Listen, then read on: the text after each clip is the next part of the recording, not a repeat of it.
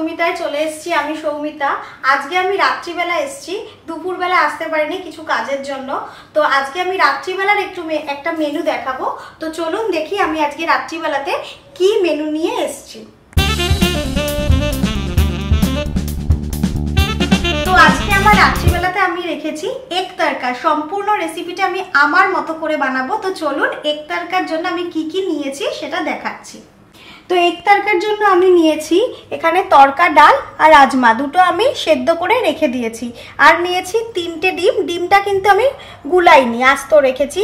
Butter নিয়েছি, ধনে পাতা নিয়েছি, একটু রসুন বেটে নিয়েছি, আর নিয়েছি রসুন কুচি, পেঁয়াজ কুচি, টমেটো কুচি, লঙ্কা কুচি আর আদা কুচি। আর সম্পূর্ণ এগুলো কিন্তু একদম ছোট ছোট করে কুচি কুচি করে কেটে নিতে হবে। তো চলুন এবার আমি রান্নাটা শুরু করি। তো আমি কড়াইটা গরম হয়ে গেছে, এবার আমি তেল দিয়ে নিলাম।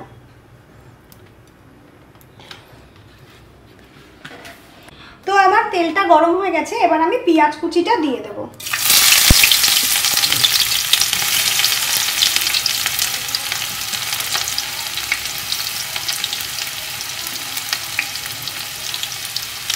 পেঁয়াজটা ভালো করে ভেজে নিয়ে তারপরে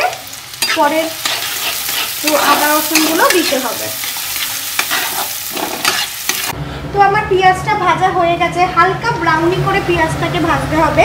এরপরে আমি দিয়ে নেব রসুন কুচি আর আদা কুচি।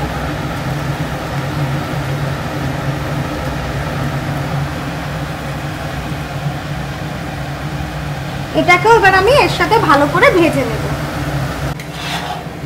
আমার পেঁয়াজটা আদা রসুন একটু ভাজা হয়ে গেছে, এবার আমি দিয়ে নেব বাটার।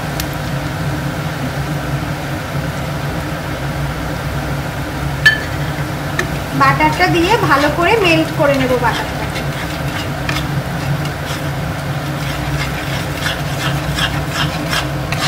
এবার আমি মশলাটা গুলিয়ে নেব। জিরের গুঁড়ো নিলাম,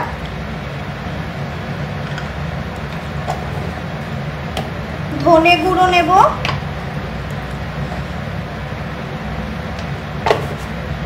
সামান্য লঙ্কার গুঁড়ো দেব, কারণ লঙ্কা কুচি আমি ব্যবহার করছি। আর নেব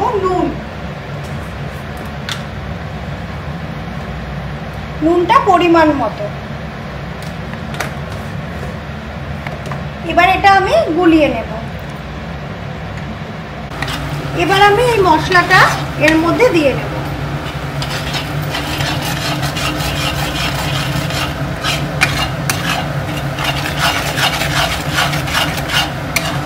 মশলাটা দিয়ে ভালো করে ভেজে নেব।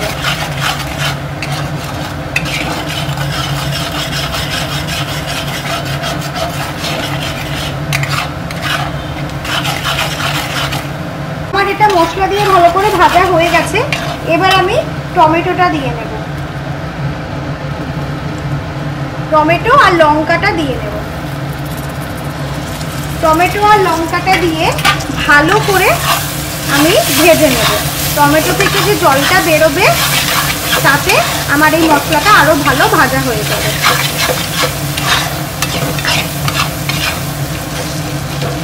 আমার এটা টমেটো দিয়ে ভালো করে ভাজা হয়ে গেছে, এবার আমি দিয়ে নেব কসুরি মেথি।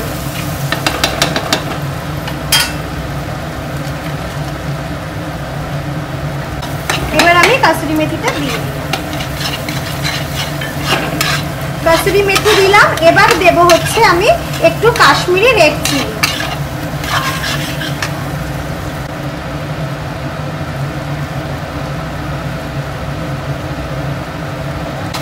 এবার ভালো করে আমি এটাকে কষিয়ে নেব।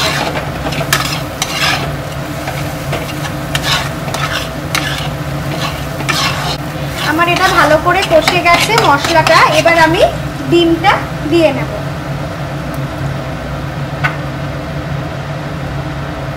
এবার আমি ডিমটা ভুজি বানিয়ে নেব মশলার সাথে। হাই ফ্লেমে রেখে আমি মশলার সাথে এই ভুজিটা বানিয়ে নেব।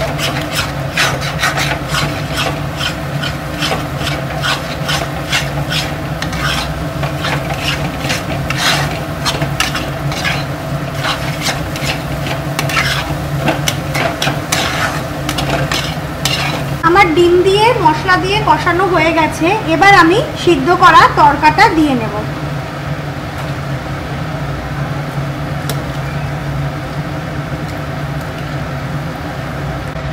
তো আমি তরকাটা দিয়ে নিয়েছি, এবার আমি এটাকে ভালো করে মশলার সাথে মিশিয়ে নেব।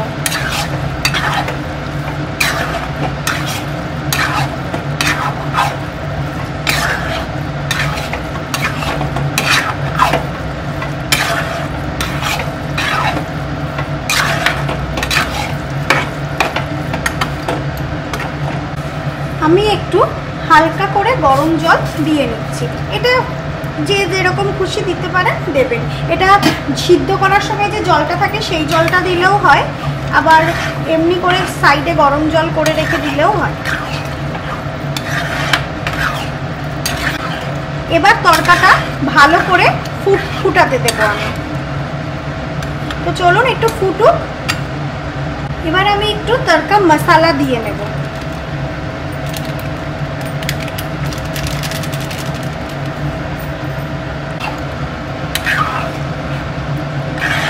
এবার আমি এটাকে ভালো করে নাড়িয়ে নিলাম। এবার আমি একটু ধনেপাতা দিয়ে দেব।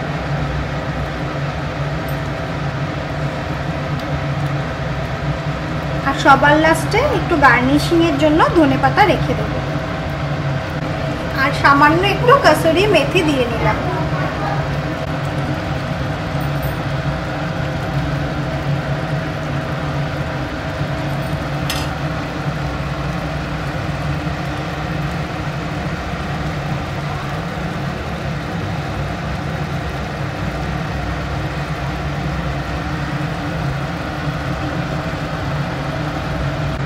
তো আমার তরকাটা রেডি হয়ে গেছে, এবার আমি গার্নিশিং এর জন্য তরকার উপরে একটু সুন্দর করে বাটার আর বাটারের চার সাইড দিয়ে একটু ধনেপাতা আমি ছড়িয়ে দেব। তো আমার আজকে রান্নাটা আপনাদের কেমন লাগলো জানাবেন। এইটা মানে আমার পদ্ধতিতে খুব সোজা উপায়ে আমি রান্না করলাম। কেউ যদি এইভাবে করতে চান তো সেটাও আমাকে লিখে পাঠাবেন যে আমি আপনার রান্নাটা করেছি। তো চলুন আজকে এখানেই, আবার আগামী দিন নতুন রান্না নিয়ে আসবো। তো নমস্কার।